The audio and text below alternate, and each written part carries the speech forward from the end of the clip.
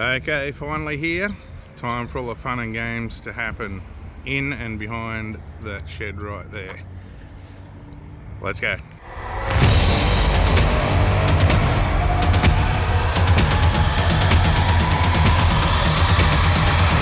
Well, welcome back and thanks for joining me again, guys.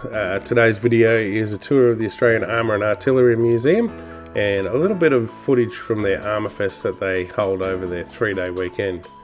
Now, word to the wise, if you're not a total tank nerd, this video is probably not going to be for you. You might get bored shitless, so maybe jump to another one now.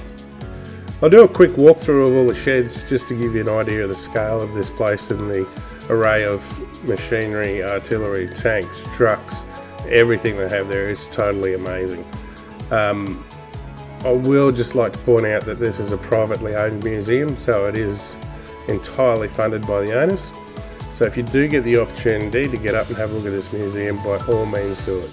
Entry fee is very, very reasonable, and the gift shop has some great products and they're also at good prices. So sit back and enjoy, have a look at what they got on offer, and hopefully you get the chance to head up there sometime.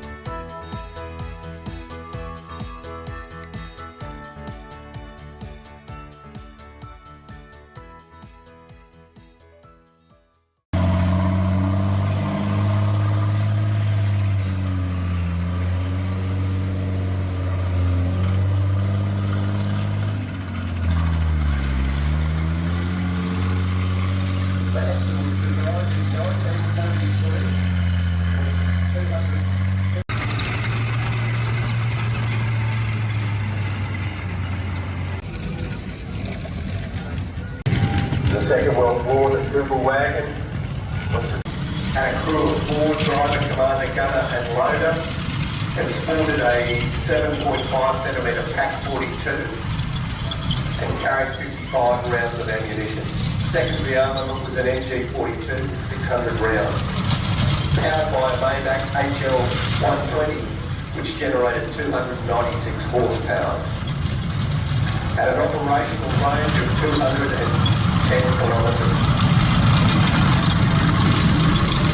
The Jagdmaster 4 was a casement-style turretless tank destroyer based on the Panzer IV tank gun. It was, as you can see, 6-wheeled and it had an operational range of between 200 to 400 miles on the road, 100 wars. The Red Army was also supplied with half-tracks under the Lend-Lease program. The M36, the Jackson, after the famed American Civil War General Stonewall Jackson. The tank saw service during the Second World War, the First Indochina War, the Korean War, the Indo-Pakistan War of 1965 and 71, and the Iran. KWK-37L24 gun.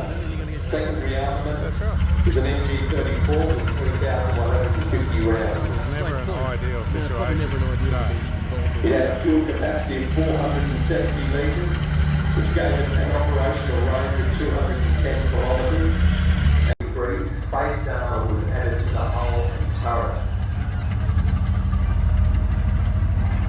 The Model Ds, as you see in front of you, first and second gear, which made hand operation easier. The resulting space from the removal of the generator was weight used in the installation of an auxiliary 200-litre fuel tank, which increased the operational range. The Stuart 3 Assault Gun was Germany's first mass-produced, fully tracked armoured fighting vehicle during World War II. And second most produced German armoured combat vehicle of any type, after the SD KFZ 251 half-track. It was built on a slight model. Because of their low silhouettes, Stuart 3s were easily hidden and were difficult targets to destroy. The Stuart assault guns were cost-effective compared to the heavier German tanks, such as the Tiger I and the Panther. Although as anti-tank guns, they were best used defensively, as the lack of a reversible turret and its generally thin armour was a severe disadvantage in the attack role. As the German military situation deteriorated later in the war, more Stuarts were built than tanks. Model Alpha, the 36th May in early 1940 to exist.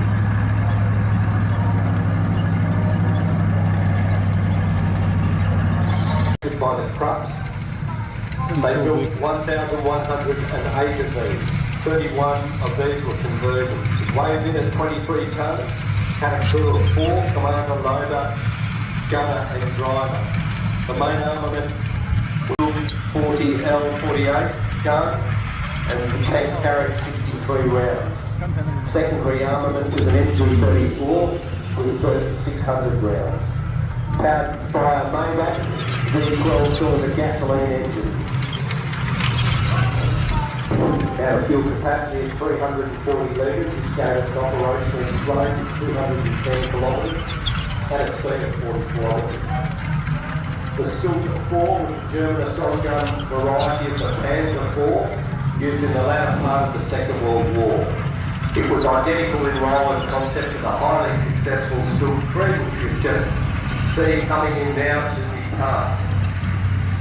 Initially they were intended as mobile armoured gun platforms, providing close fire support to infantry to destroy bunkers, pillboxes and other entrenched positions.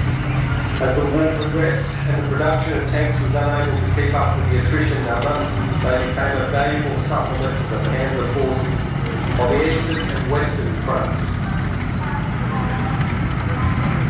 In November 1943, the manufacture of the Stuart 3 suffered damage during an Allied bombing run.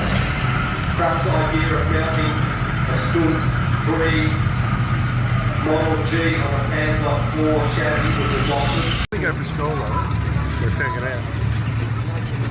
234.76. Bloody promise.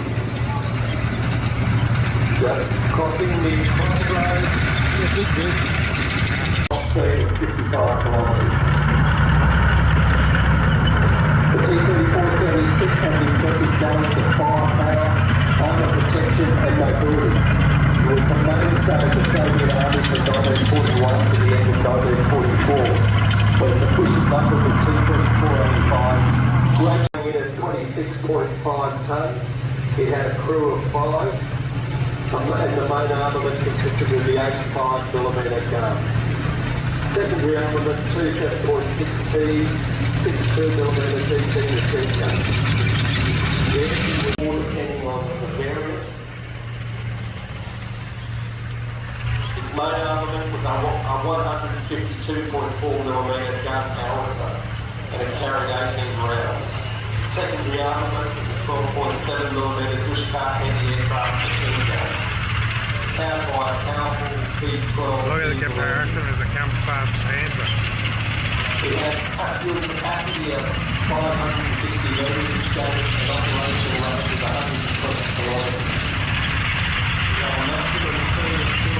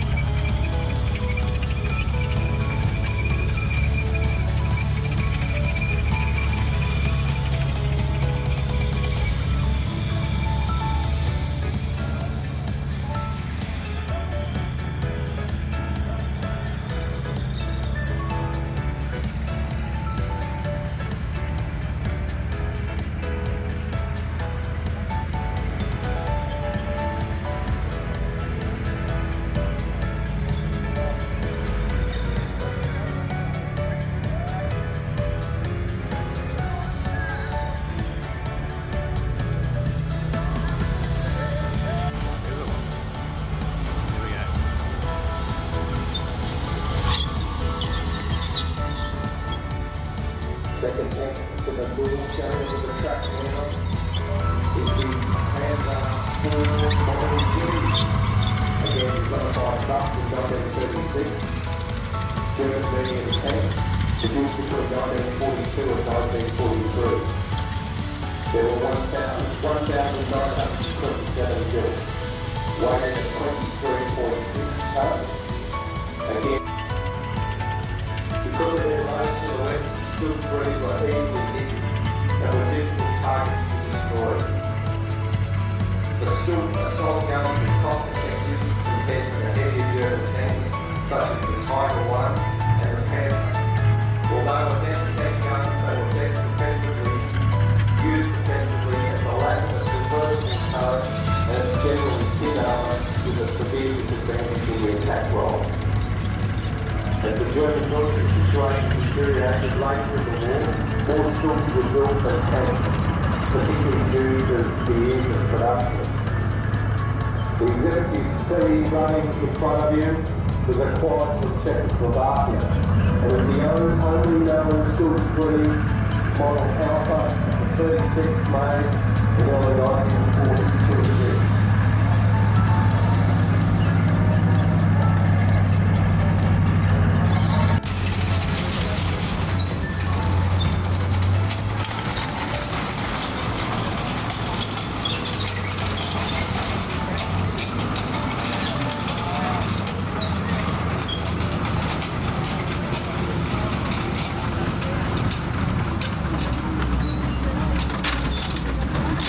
On the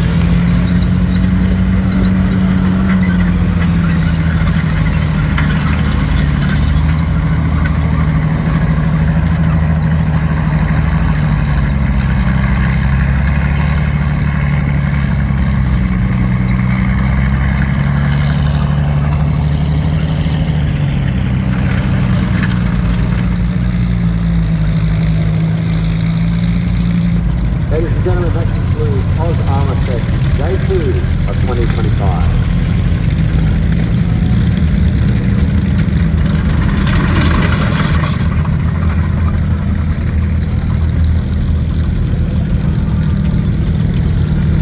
If you'd like to support the museum, please be sure to visit the gift shop on your way out with the merchandise.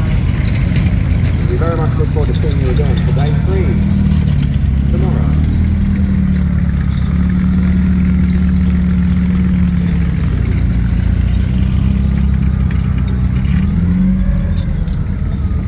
If you haven't already, be sure to have a bit of a walk.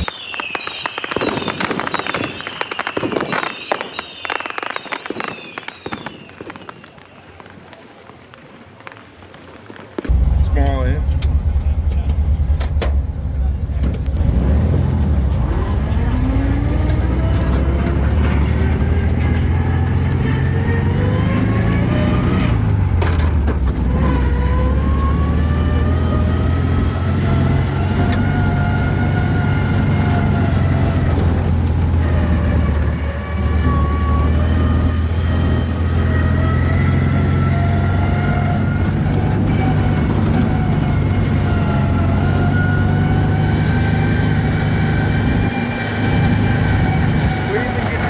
Behind all the other German vehicles.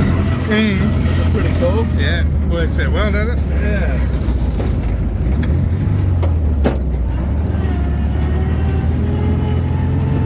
Sounds just like any other VW, mate. Yep, That's exactly what it is. Yep, it's just a Volkswagen, that's all it is. Yep. I'm calling it my beach buggy this weekend. So basic, but such a good little piece of kit, eh? It's the German equivalent of the Willys Jeep. Yeah. That's exactly what it is, really. Yeah. Just simple and robust. Nothing fancy, just designed to do a job, and that's all it did. Yep, just meant to run around offices and Yeah. take soldiers to the cafe or the pub or Yeah. wherever they wanted to go.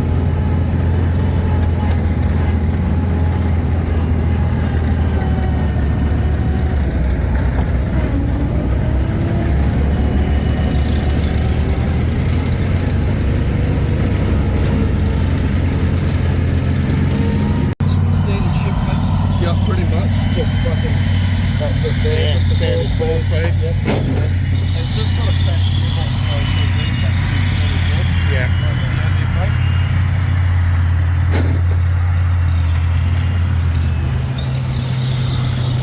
It's coming up around. Yeah, that's Yeah. why I'm moving. Well, that's pretty intimidating there, Ian.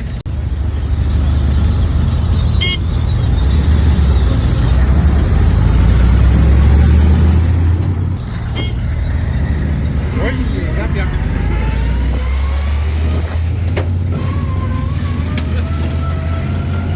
That's very intimidating, Johnny. Yeah, it is, isn't it? That's why I'm fucking running for it. Try and chase you down, too. Just hear beeping us. There's someone beep. Yeah. Fuck, he's just beep before. Fucking right.